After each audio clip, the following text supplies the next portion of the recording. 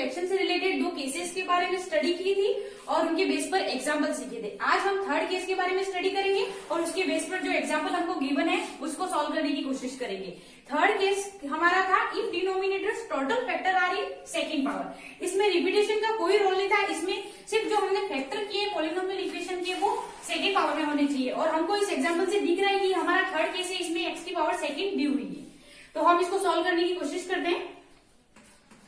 सबसे पहले तो मैंने आपको कहा था कि पॉलिनोमियल इक्वेशन के जितने भी फैक्टर दिए हुए हैं इतनी टर्म्स बनेगी। इसमें 3 फैक्टर दिए हुए हैं, X square plus 16, x square plus 4 and x square plus 1। तो 3 टर्म्स बनेगी।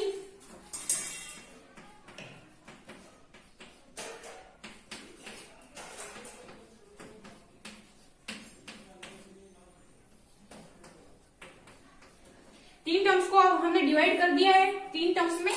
अब हमें ये चीज ध्यान रखनी है, जब हमें फर्स्ट एंड सेकंड केस में जब लीनियर इक्वेशन दी हुई थी तब हमने कोफिशिएंट ए बी सी इस टाइप से लिए थे। बट हमको है ना इस एग्जांपल में इक्वेशन है वो सेकंड पावर में दी हुई है, हमें coefficient x plus B C x plus D E x plus F इस टाइप से लेने हैं। सिमिलर अगर हमें डिनोमिनेटर में क्यूबिक इक्वेशन दी हुई हो तब हमें कोफिशिएंट लेने हैं X square plus B X plus C X cube B X square C x plus D. अब हमें क्यूबिक इक्वेशन दी हुई है, हम इसको सॉल्व करेंगे। और अगर हमारे फैक्टराइजेशन में क्यूब थर्ड एक्स की पावर थर्ड आ रही है तब हमें इस टाइप से कोफिशिएंट लेने हैं। आपको linear equation quadratic equation cubic equation उस टाइप से इक्वेशन गिवन होंगी, इस हिसाब से हमें कोफिशिएंट ले, बाकी न्यूमरेटर का इसमें कोई रोल नहीं है। और हमें ये 3 टर्म्स में डिवाइड करेंगे। अब ये इंटीग्रल आप इस इंटीग्रल को सॉल्व करना है, इस इंटीग्रल को सॉल्व करना भी मैं आपको थोड़ी सी हिंट्स दे देती हूँ।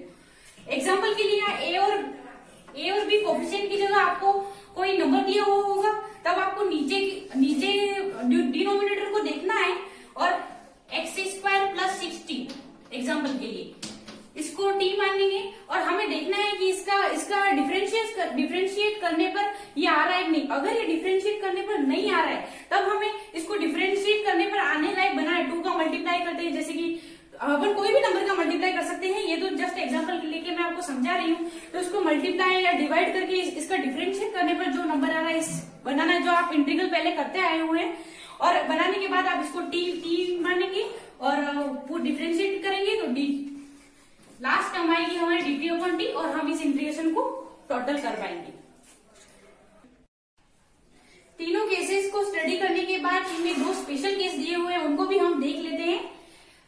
अगर किसी इंटीग्रल में आपको x की टोटल पावर इवन नंबर में दी हुई हो तो केवल पार्शियली फ्रैक्शन बनाने के लिए आपको x square is equal to T put करना है। कैसे मैं समझाती हूँ।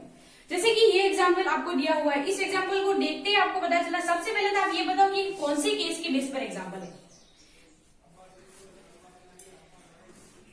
हम डिनोमिनेटर्स को देखेंगे, एक्स की पावर सेकंड आ रही है, एक्स की पावर सेकंड देखते ही हमको पता चल जाएगा ये थर्ड केस के बेस पे एग्जाम्पल है। बट हमको न्यूमरेटर को भी देखना है। न्यूमरेटर में भी हमको वही पावर दिख रही है जो डिनोमिनेटर में दिख रही है और वही same power even power second even.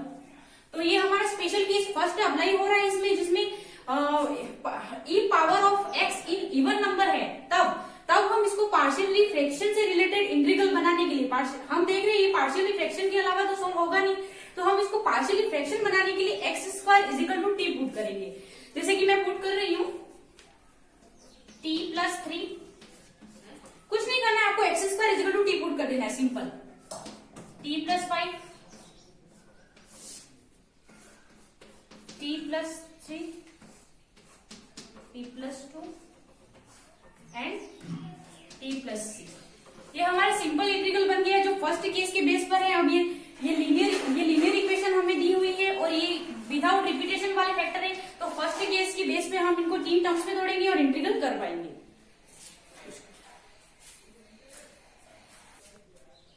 Special note second ये कह रहा है हमारा कि if power of denominator equal to power of numerator.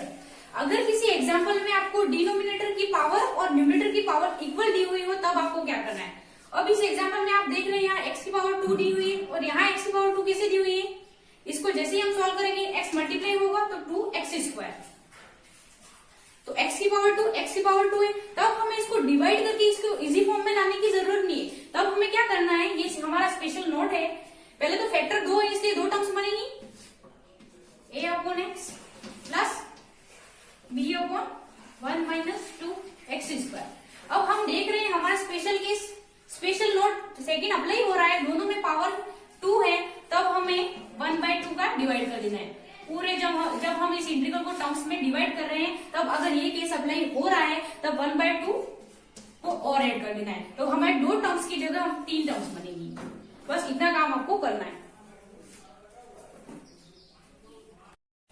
Partially fraction से रिलेटेड इंटीग्रल के सारे रूल हम स्टडी कर चुके हैं, फिर भी मैं आपको अब सारे रूल्स एक बार शॉर्ट में रिपीट कर लेती हूँ ताकि हमें इसके बेस पर जो हम एक बहुत बड़ा एग्जांपल करेंगे उसमें कोई दिक्कत नहीं है, क्योंकि उसमें तीनों केस अप्लाई होंगे। फर्स्ट केस हमारा क्या था कि x की पावर सिंगल थी फर्स्ट एंड फैक्टर थे वो विदाउट रिपीटेशन थी। एग्जाम्पल हम सॉल्व कर चुके थे, हमें a b इस टाइप से कोफिशिएंट लेने थे और फैक्टरों को टर्म्स में डिवाइड करना था, कुछ नहीं इजी था, और फिर हमें इंटीग्रेशन करना था। ये हमारा था फर्स्ट केस। सेकंड केस क्या था, x की पावर 1 ही थी पर फैक्टर थे वो विथ रिपीटेशन थी, तब हमें क्या करना था, जितनी भी फैक्टर x+1 बन रहा था, नेक्स्ट स्क्वायर था, तब हमें क्या करना था, a/x+1 प्लस a/x+1 का स्क्वायर, 2 टर्म्स बन रही थी। फर्स्ट और सेकंड केस में यही डिफरेंस था कि इसमें विदाउट रिपीटेशन था, उसमें विथ रिपीटेशन था, एक टर्म्स उसमें एक्स्ट्रा ऐड हो जाएगी। और थर्ड केस था हमारा x की पावर सेकंड।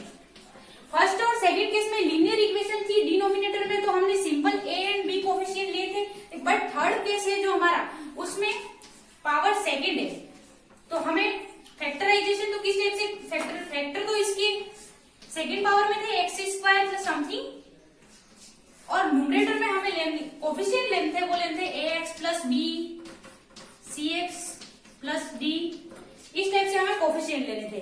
सिमिलर मैंने आपको बताया था क्यूबिक इक्वेशन हो तब किस टाइप से आपको कोफिशिएंट लेने। तो ये हमारे तीनों केस थे। इसके बाद स्पेशल नोट थे हमारे, 2 स्पेशल नोट मैंने आपको बताए थे। अगर किसी इंटीग्रेशन में x की पावर इवन नंबर में दी हुई हो,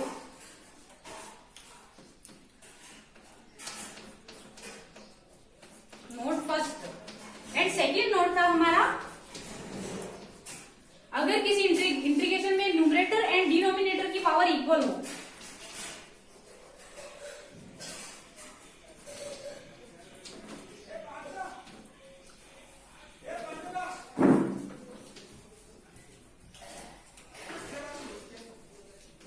तब हमें क्या करना था, अगर इवन था तब हमें इवन नंबर मतलब 2, 4, 6, तो x की पावर हमारे एग्जांपल में 2 दी हुई थी, तब x² t पुट किया था हमें पार्शियली फ्रैक्शन इंटीग्रल बनाने के लिए, और न्यूमरेटर की पावर और डिनोमिनेटर की पावर इक्वल होने पर हमने क्या किया था, जो भी पावर थी उसको एक टर्म्स में ऐड कर, जैसे कि हमारे एग्जांपल में थी 2 पावर थी, तब हमने 1/2 का ऐड किया था, अगर 3 पावर हो हम 1/3 का ऐड करेंगे, इस टाइप से।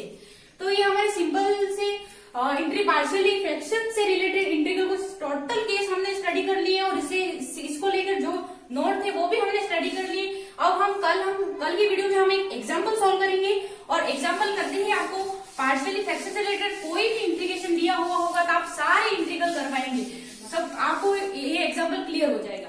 Thank you.